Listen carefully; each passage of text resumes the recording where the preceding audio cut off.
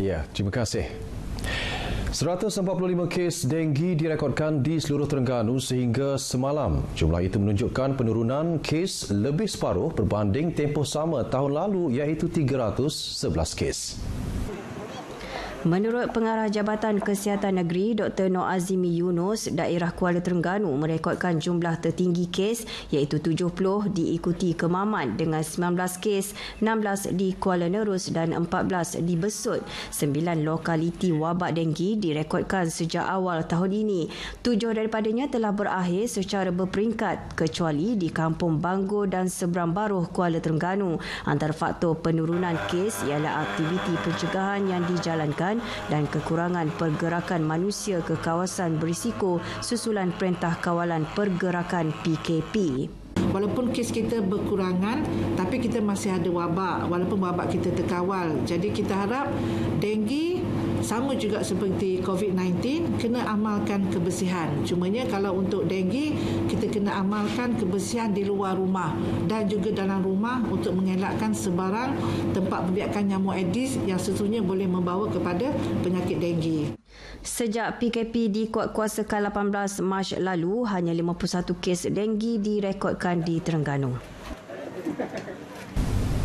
Lebih 2.9 juta ringgit pelbagai faedah per keso dibayar dalam tempoh 4 bulan pertama tahun ini. Pembayaran melibatkan 689 penerima di Terengganu. Pengarah Perkeso Negeri Fariha Cik Hussein dalam kenyataannya memaklumkan pembayaran faedah paling ramai membabitkan kategori hilang upaya sementara. 406 pencarum menerima faedah RM657,000.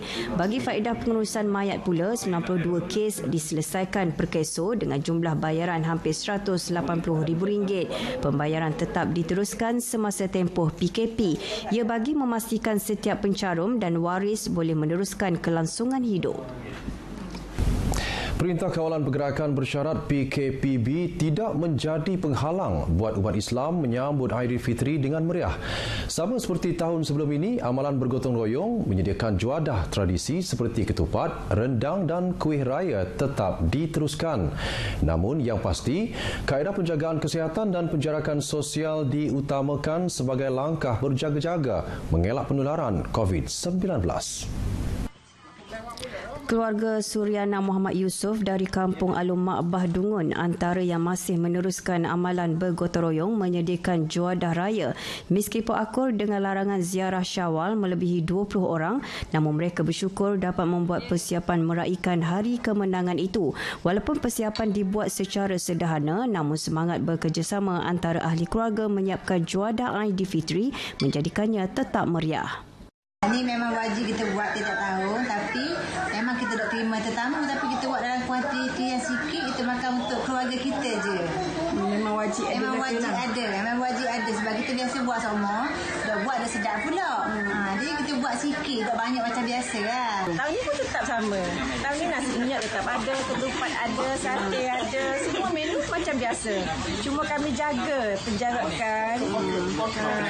Kami mengikut SOP yang dibagi oleh kerajaan. Sebab kita tak sambut tetamu, kita makan kita-kita je, tapi tetap meriah. Bagi saya lah, bagi saya benda tu memang wajib.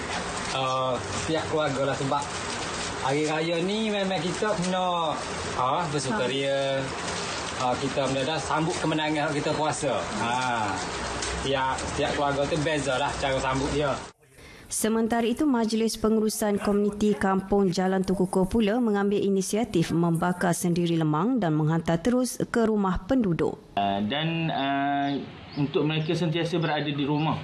Berbanding dengan tahun-tahun yang lepas yang mana kita merayakan Aidilfitri dengan keadaan yang bersukaria, berkumpul di surau, dan juga kami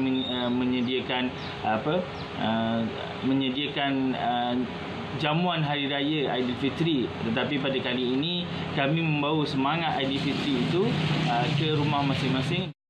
Proses penyediaan 800 lemang itu turut mengikut SOP PKPB. Laporan itu mengakhiri lintas langsung dari Terengganu. Kembali bersama Nurlela di Angkasa Puri.